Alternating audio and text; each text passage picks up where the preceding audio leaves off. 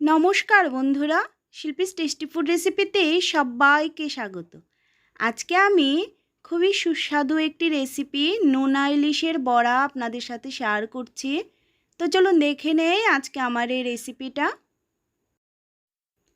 তার জন্য আমি এখানে কুমড়ো পাতা নিয়ে নিয়েছি, আর তার সাথে কয়েকটা চাল কুমড়ো পাতাও নিয়ে নিয়েছি। দুটো পাতা দিয়ে আমি আজকে বড়া বানাবো।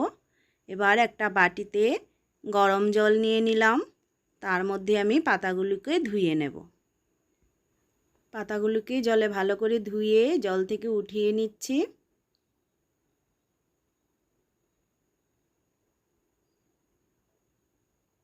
একটু গরম জল দিয়ে ধুয়ে নিলে পাতার গায়ে নোংরা থাকলে চলে যায় আর পাতাগুলো সফট হয়ে যায়। এবার একটা বাটিতে নিয়ে নিলাম, তার মধ্যে নুন মাখিয়ে রেখে দেব।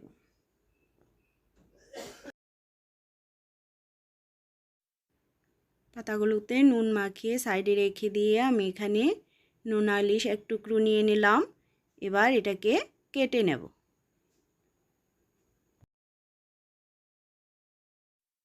এটাকে আমি পিস পিস করে কেটে নেব।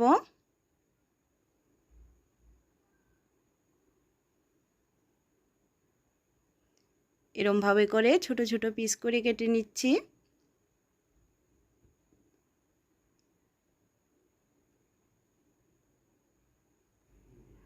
এরমভাবে করে কেটে নিলাম। এবার এগুলোকে জলে ধুয়ে নেব। জলে এরকমভাবে আমি পরিষ্কার করে ভালো করে ধুয়ে নিচ্ছি।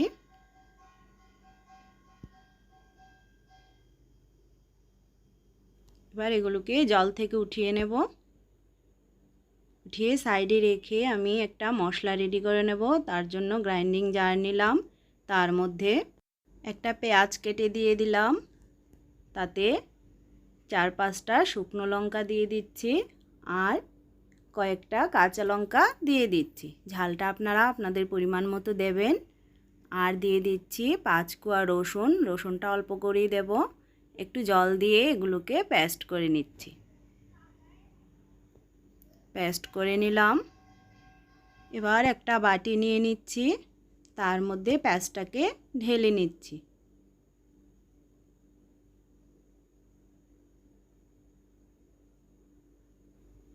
পেস্টটাকে ঢেলে নিয়ে তার মধ্যে কুচানো পেঁয়াজ দিয়ে দিচ্ছি।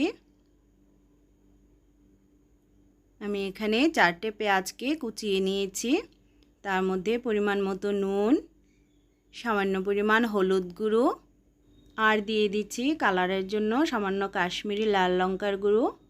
এবার সবগুলোকে মিশিয়ে নেব।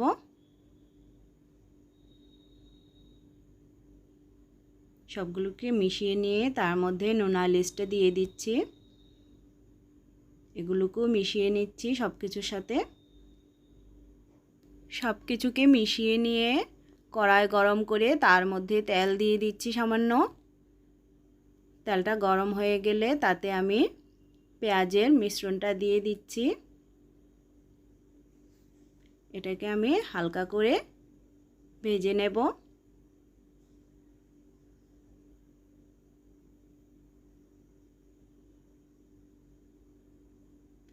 মিনিট 2 মিনিট এটাকে আমি রান্না করে নেব মিডিয়াম ফ্লেমে, পেঁয়াজটা সফট হওয়া পর্যন্ত। আর নোনাইলিশটাও একটু রান্না হয়ে যাবে, নাহলে কাঁচা গন্ধটা থেকে যায়। রেডি হয়ে গেছে মিক্সারটা। এবার এটাকে নামিয়ে আমি ঠান্ডা করে নেব। মিক্সারটা ঠান্ডা হতে হতে একটা ব্যাটার বানিয়ে নেব। তার জন্য একটা বাটিতে 1 চামচ চালের গুঁড়ো আর 1 চামচ ময়দা নিয়ে নিচ্ছি। তার মধ্যে সামান্য পরিমাণ নুন আর সামান্য হলুদ গুঁড়ো দিয়ে দিচ্ছি। একটু জল দিয়ে একটা ব্যাটার রেডি করে নিচ্ছি।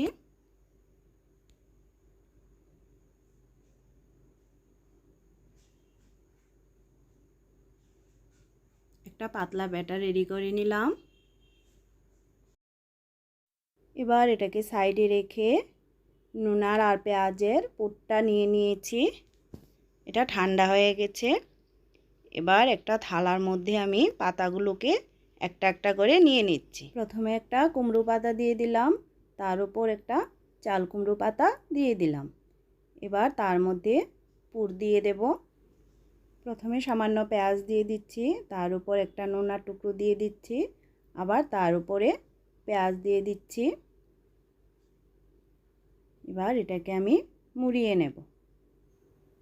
প্রথমে উপরের এই সাইডটাকে মুড়িয়ে নিচ্ছি, তারপর নিচের সাইডটা দিলাম, তারপর দুইটা সাইড এভাবে করে দিয়ে বানিয়ে নিলাম। এভাবে করে আমি সবগুলোকে বানিয়ে নেব। আরেকটা বানিয়ে দেখাচ্ছি। দুটো পাতা দিয়ে করছি আমি। আপনারা শুধু চাল কুমড়ো পাতা বা শুধু কুমড়ো পাতা দিয়েও করতে পারেন। প্রথমে 1 চামচ পুর দিয়ে, তারপর নোনা ইলিশটা দিয়ে, তারপর আরেকটু পুর দিয়ে উপর দিয়ে দিচ্ছি। এবার এটাকে এই সাইডটা আগে মুড়ে নেব। এভাবে করলেই ব্যাস রেডি হয়ে যায়। এভাবে করে আমি সবগুলোকে বানিয়ে নিচ্ছি। সবগুলো বানিয়ে নিলাম। এবার এগুলোকে ভেজে নেব। তার জন্য কড়াই বসিয়ে কড়াইয়ে তেল দিয়ে দিচ্ছি। তেলটা গরম হয়ে গেলে যে ব্যাটারটা বানিয়ে রেখেছিলাম এই ব্যাটারে ডুবিয়ে এরকমভাবে উপরে লাগিয়ে নিচে লাগিয়ে তারপর দিয়ে দিচ্ছি কড়াইয়ে।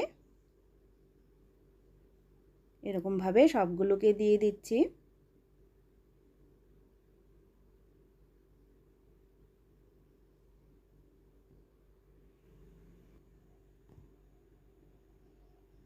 সবগুলোকে দিয়ে মিডিয়াম ফ্লেমে আমি এগুলোকে মুচমুচে করে ভেজে নেব।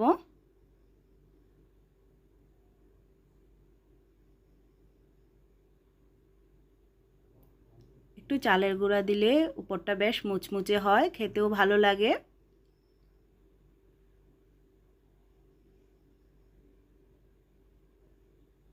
আমার মতো করে আপনারা একদিন বাড়িতে অবশ্যই বানিয়ে দেখবেন, আর কেমন হয়েছে আমাকে কমেন্টস করে জানাবেন। এগুলোকে উল্টে পাল্টে নিচ্ছি।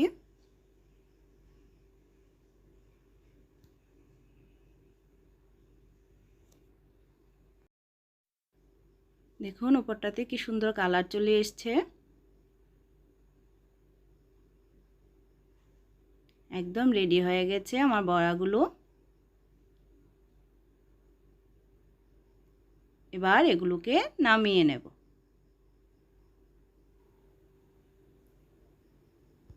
নামিয়ে সার্ভ করে দিচ্ছি।